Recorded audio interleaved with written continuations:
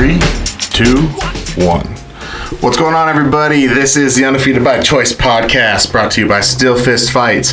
We are here with co-main eventer Kaytlin Neil, getting ready for her title bout against Shannon Sinn, March 22nd at SteelFist Fights. How are you doing? I'm doing well. How are you? I'm doing excellent. First of all, I want to get into, before we get into anything, I want to get into the nickname Katniss. All right. Are you a huge Hunger Games fan? I am, but it's actually kind of funny how it came about. Yes. So my first year of college, before I even started fighting, my friend was reading a book called The Hunger Games. And just a little book not many people have heard of. Yeah, and he as he was reading it, he's like, Kaytlin, you remind me of the main character of this book. And I was like, oh, okay. He's like, I'm gonna call you Katniss. I was like, all right, cool. And so that whole group of friends started calling me Katniss. And then later, I moved back up north, so I was in St. George, and then I moved back up to Utah County, and the movies came out, and I actually kind of looked like Jennifer Lawrence in the movies. I can see it. And so I started fighting around that time, and then Josh Berkman, one of the local UFC fighters around here, he was my teammate, and he's like, I went and saw The Hunger Games yesterday, and you look so much like Katniss. He's like, I think that should be your fight name. I'm gonna call you Katniss.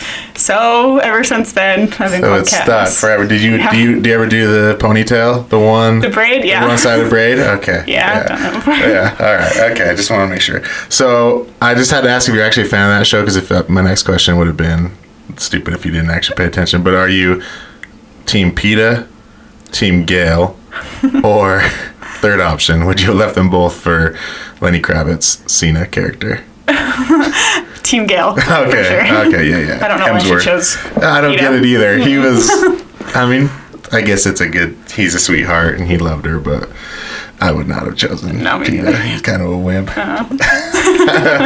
well, good. I just wanted to make sure we're on the same page. Otherwise, I'd have to end the podcast early. So before we get really started into this, getting into deep this, I was mentioned right when you got here that you were winning on social media above any other fighter on social media.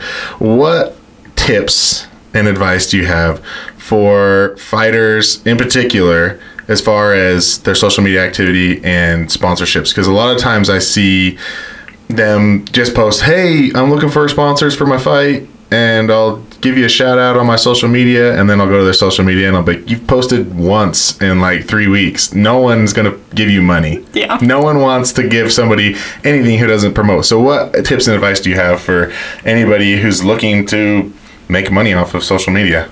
Just kind of showing what you do every day. And I kind of did it a little bit differently because I tied in fitness with combat sports. So I am drawing in a little bit different crowd. So I am also drawing in people who are interested in fitness, not just fighting, because I knew fighting wouldn't be that big of a crowd when I first started, just in little Utah County surrounded by a bunch of Mormons and stuff. So I'm trying to open up their minds a little bit, getting them liking fighting a little bit more. But yeah, just showing your day-to-day, consistently posting, consistently showing everybody what you're doing, all the awesome stuff you're doing, inspiring people, giving them a little bit of motivation, giving them tips, educating them on things that you're doing, or what. A lot of people are interested in what you're eating too as a fighter. Yeah.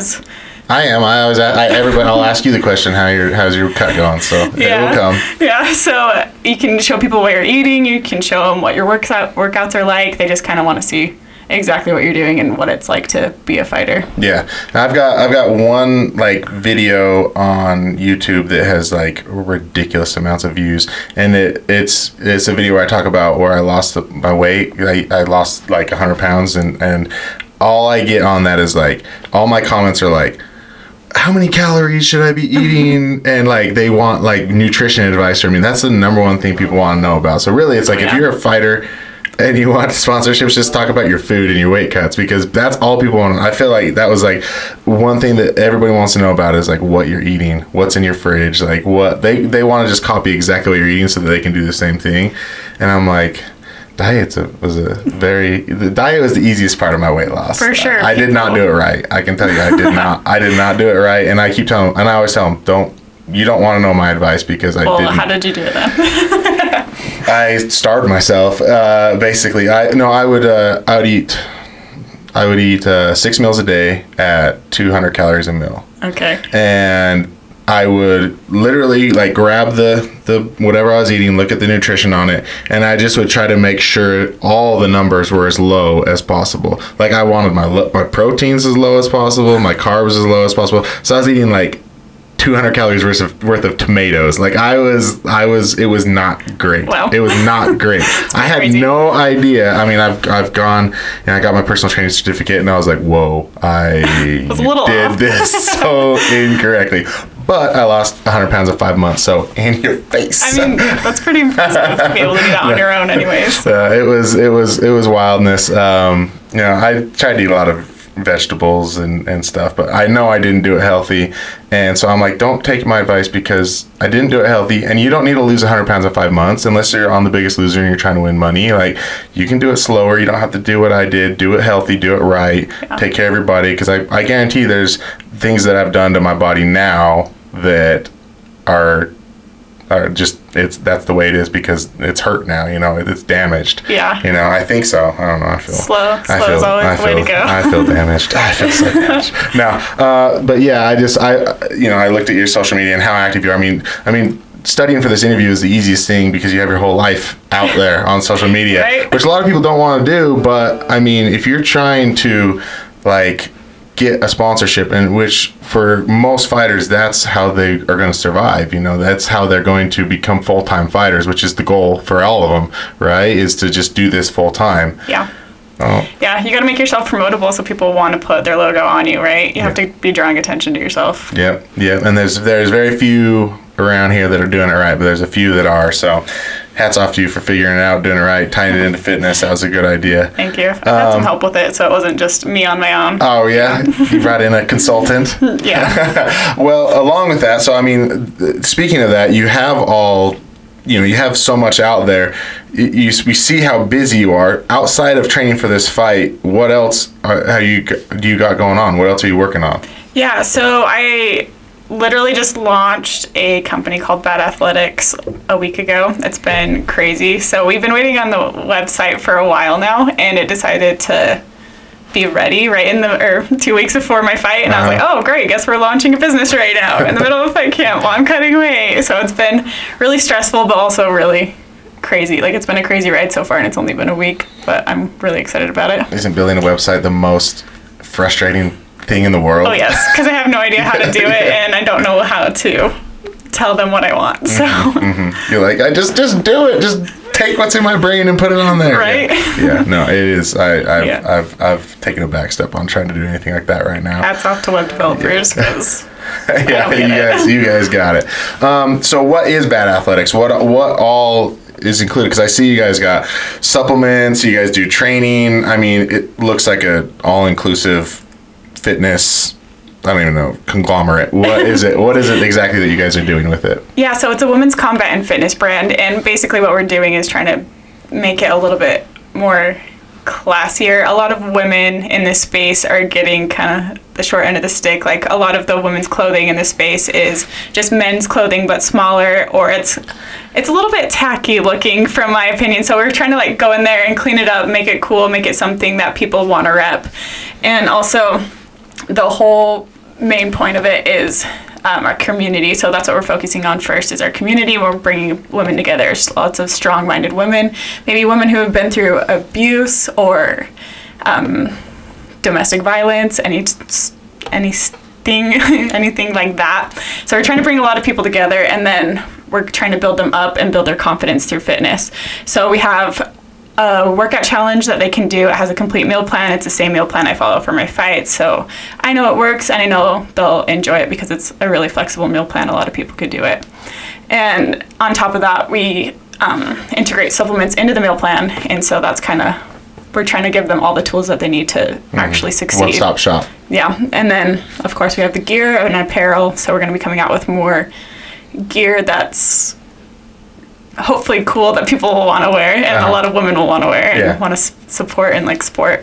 And Yeah, that's kind of basically it in a nutshell. Huh? Well, I mean, that's a pretty ambitious goal. I mean, that's a lot to go after all at once. But I mean, I think the one-stop shop is generally what everybody wants. I mean, I hate having to, well, I'm going to get my food from here, and then I got to go get my clothes from here, and I got to go. And then, you know, trying to bounce that all around and figure out what is right and what has the right, you know, what's right for what I'm doing.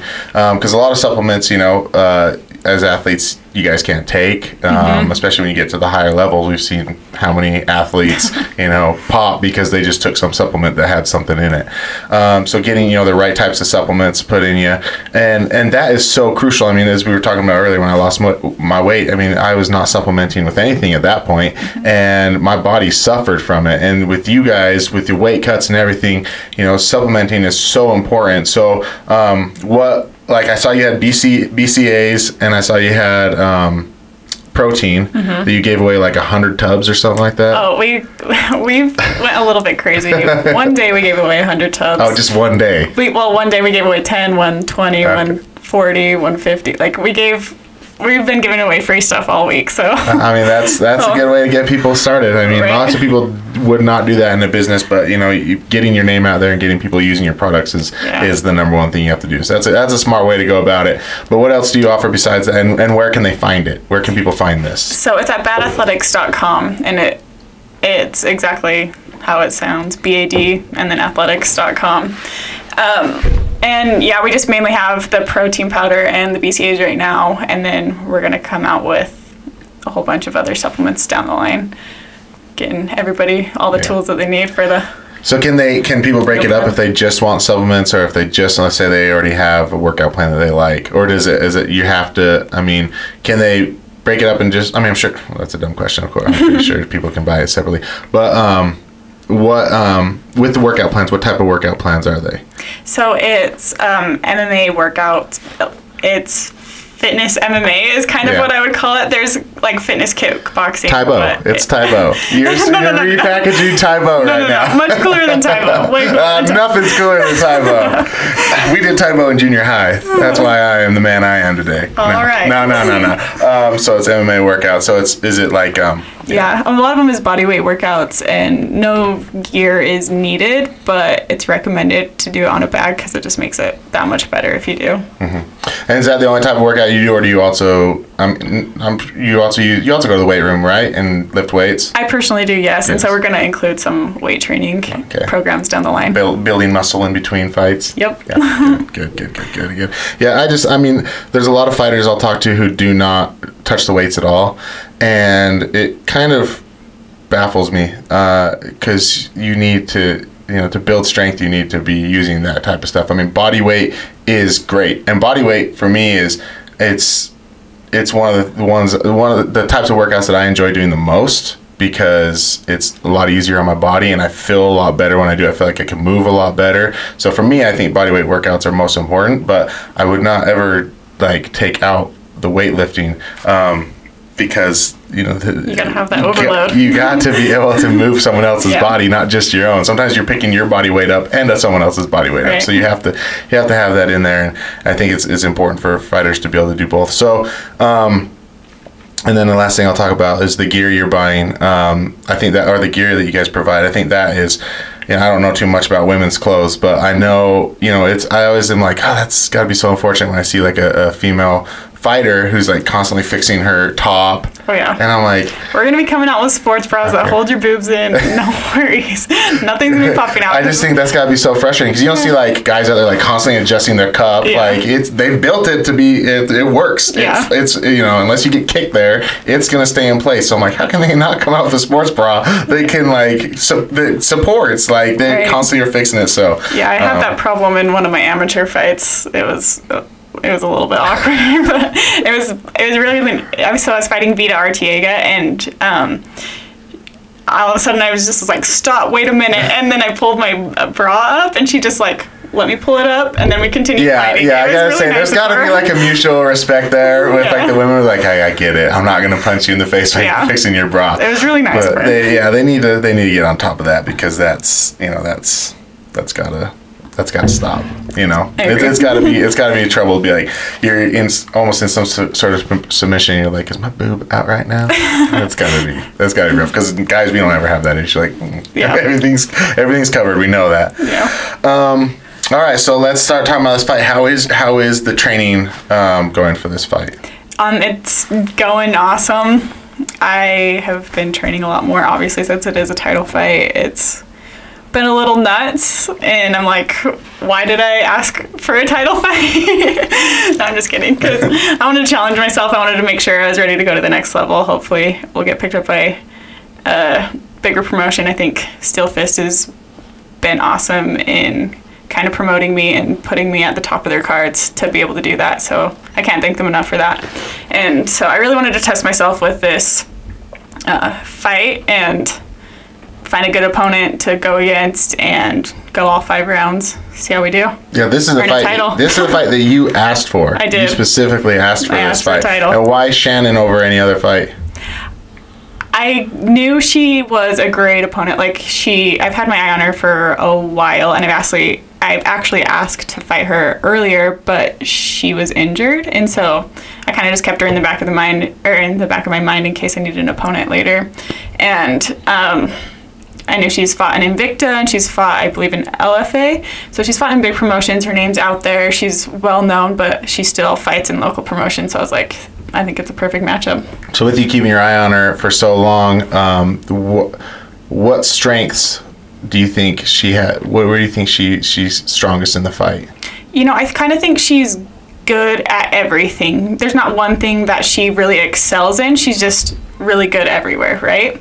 So I'm not too worried about her striking. I'm not too worried about her wrestling. I'm not too worried about her ground game. I just think she's like good everywhere, and just be ready for anything. Okay, so with the next question, where do you think you stand above her and your strengths? Everything. I think I can outstrike her. I think I can out-wrestle her. I think I'm a little bit stronger than her, and I feel like if it went to the ground, it would be game over.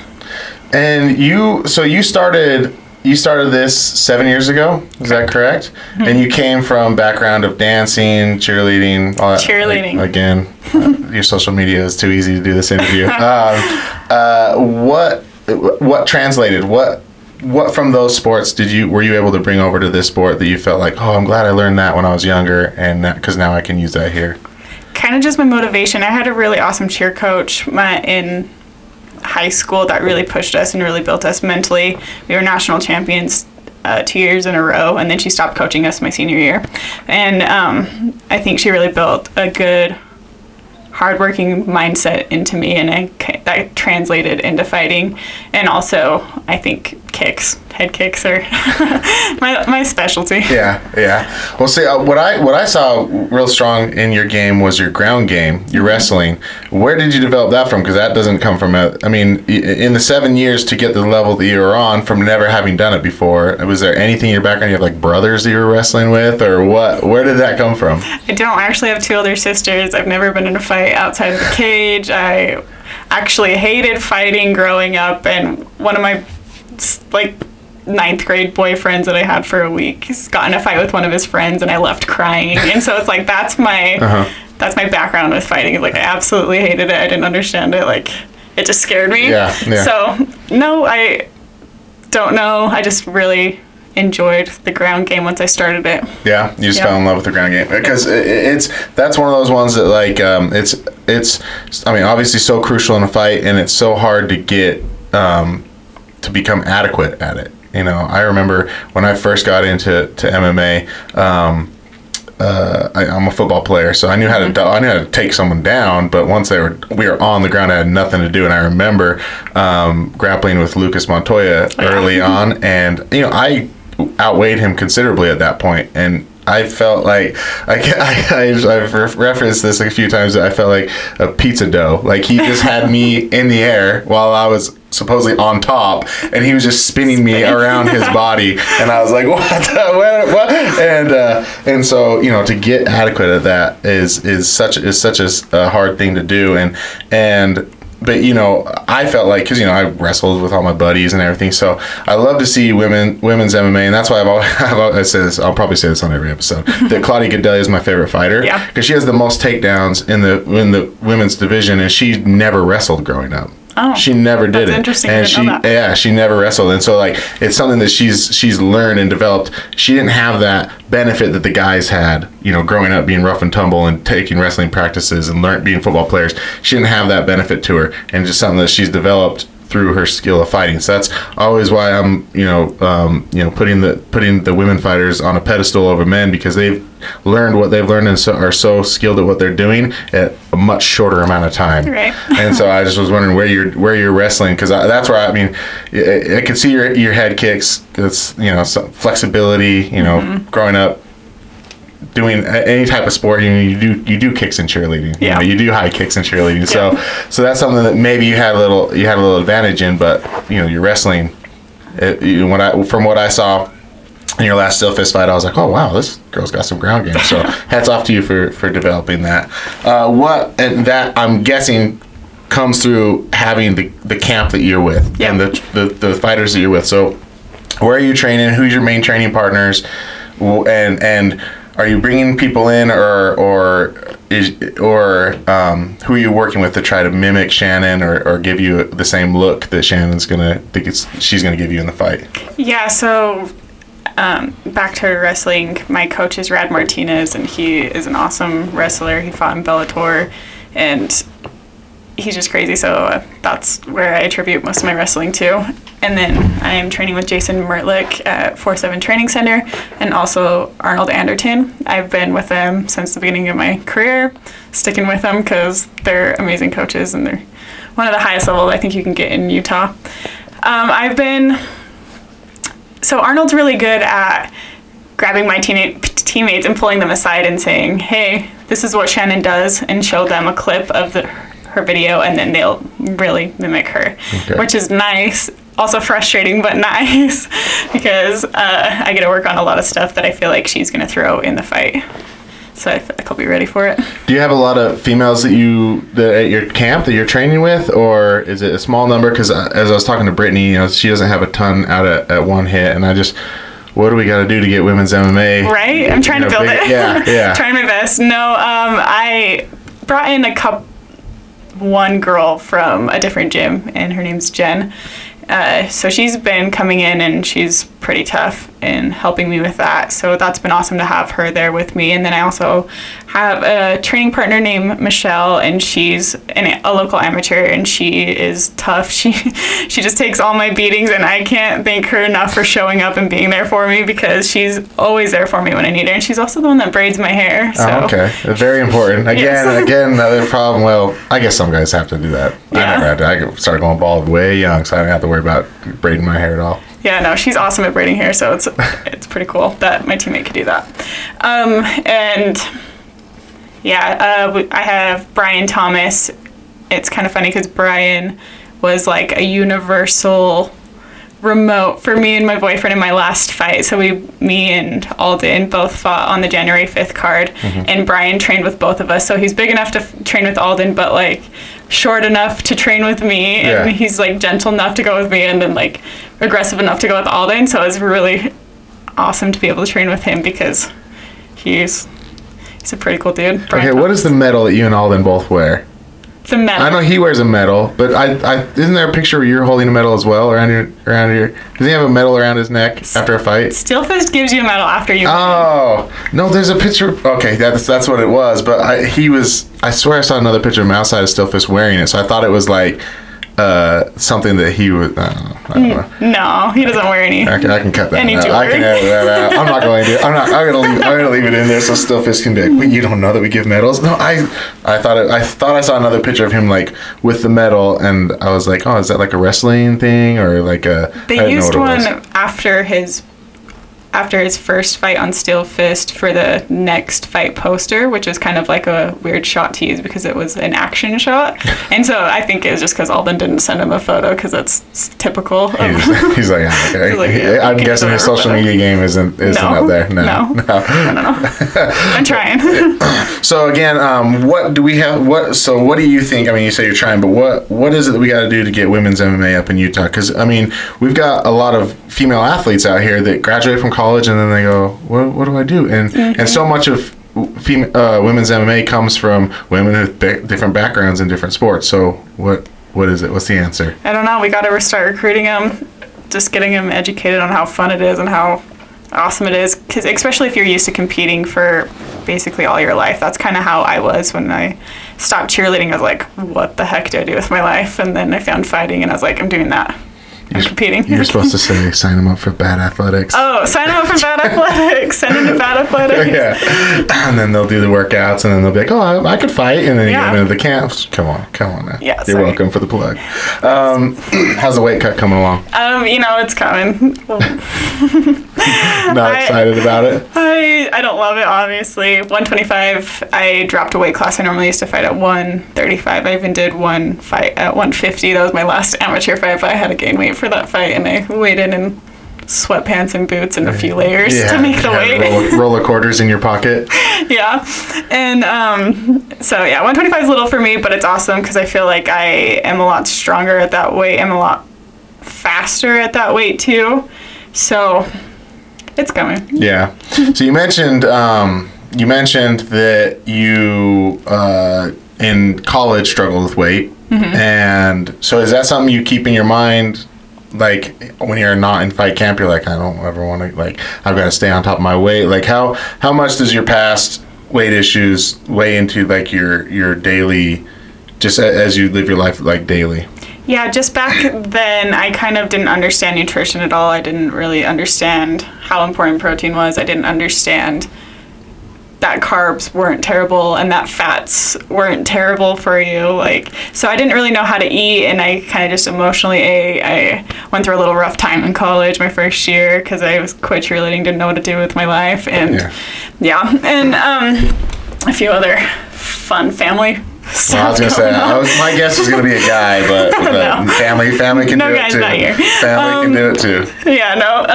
So I kind of just emotionally ate, and then went between fight camps, I will go up in weight a little bit. It'll be probably maybe 5 pounds above what I walk around. I still am a fitness and health coach, so I try to model that for anybody who is following me, and I don't ever not like my body. I don't know, I still feel like even when I'm a little bit heavier, I'm curvy and I enjoy it, but I do like being lighter around my fight weight. So I don't know, I just try to be positive in whatever my body, whatever the weight is.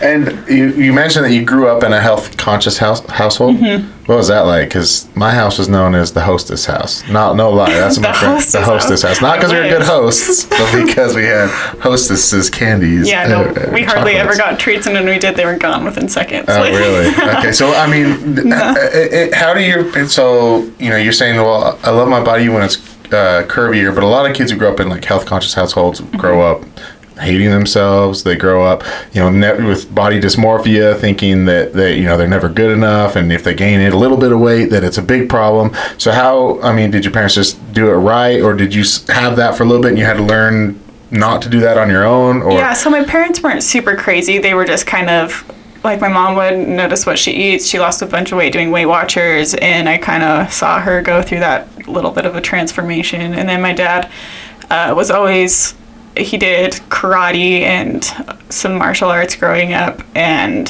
he was always active. My parents wanted to do body shows, but they never ended up actually doing it. So I kind of just watched them. My mom would always do the aerobic videos in the front room, so it was my dream to come out with my own workout video. Sweat to the oldies was my thing. Right? Yeah, Richard Simmons is my dude. Yeah, so I kind of just saw them do stuff. They weren't crazy. They weren't ever pushing it down my throat. They weren't saying, don't eat that, don't eat this. So it was kind of nice that I could just watch what they're eating and kind of model after them, but not really knowing that I'm doing it. Yeah. Before I was, my big question for asking is because being a father of a little girl, and her mother is very much into fitness, and she does shows, and then I have had my issues with my weight. Like I said, I was 280 pounds at one point, and I know I got body dysmorphia. I'll look at myself and be like, I'm getting big, and people are like, dude, you're looking, and so like, yeah. I don't want to pass any of that on to her. I don't want to pass any of those ideas on to her, and I don't even know what to do at this point with her, because I'm like, I don't want to feed you like I just want to feed you healthy food, but sometimes I want you to treat yourself because I don't want you to feel like you can't treat yourself. And she's 3, so she's not really getting it right now, but I'm already worried about it. Yeah, no, it's a big deal, especially with females. I feel like it is important to learn how to teach them how to eat healthy. Obviously, I don't have any kids, so I don't really know how to give advice to kids, but what I would suggest is just loving them no matter if what weight they're at, and feeding them the healthy foods. If not, just eating the healthy foods in front of them yourself, and knowing that it's okay to have a treat here and there. You don't need an entire dozen cookies, but just kind of model it for them, and then I think they'll kind of pick up after that. Right now, pizza bites are killing me. That's right. all she wants to eat is pizza bites. It's driving me nuts. So we kind of gone over your fight with Shannon, and what you felt her strengths were, and where do you see yourself after this fight? What are the goals and plans after this fight? Do you already have a name in mind? Do you already have a thought of what it is you want to do? Do you want to stay at that weight? Are you going to fight at any weight? What's the plan?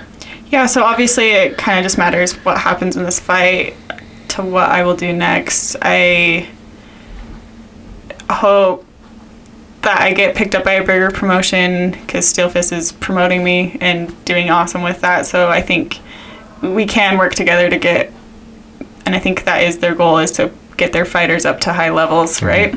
And so that's my goal. So if an opportunity around came like that, and if not, I will defend the belt as many times as I need to prove that I'm the best in the state, I'm the best around here, and then hopefully we'll end up getting picked up. Yeah, I don't know. I mean, there's a few names, but there's not a whole ton of names after Shannon, that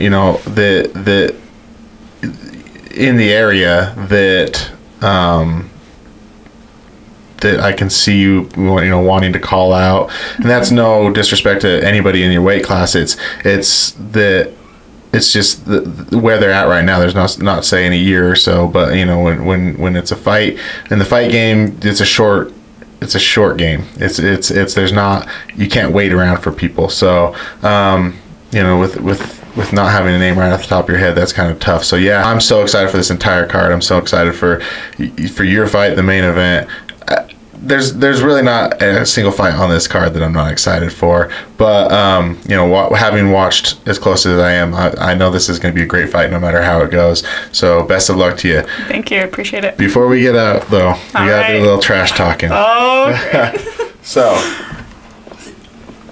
everybody's still new to this, so no one really knows what it is.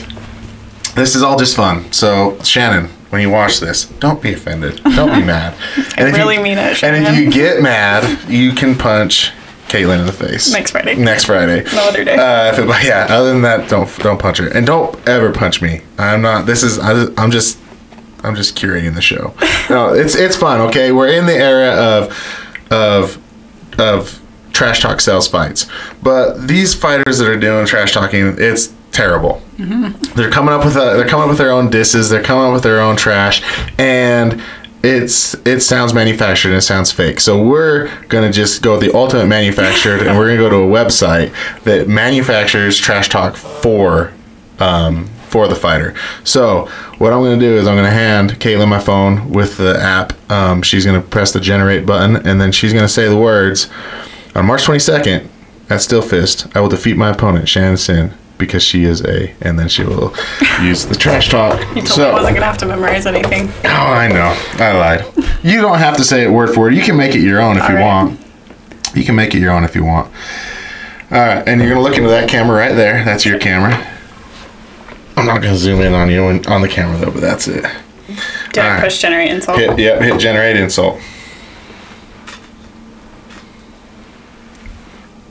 Is it a good one? It's a great one. All right. All right. Next Friday, on March 22nd, I will defeat my opponent, Shannon Sinn, because she is a horse-licking fork bag. A horse-licking fork bag? Yes. I don't know what that means. That's so dumb. I love this thing. This is my favorite thing. I'll sit here sometimes and I'll just flip through. I'll just generate a bunch and just look at them and laugh. It's the dumbest thing ever. So Shannon, you're up next. We'll see what you got for Kaytlin. Kaytlin, thank you so much for coming out to the show. SteelFist, thank you so much for making all this possible for all of us. You can follow us on Instagram at SteelFist Fight. You can find us on Facebook at SteelFist Fight Night. You can find this show on YouTube under the Undefeated by Choice, or you can find us on iTunes under Undefeated by Choice. Kaytlin, do you have anything before we go? I don't. Just thanks for having me, and shout out to Bout Athletics. Shout out to Bout Athletics, SteelFist, and Undefeated by Choice, and Kaytlin for coming out here. Everybody, be good to yourself, be good to each other. I love you.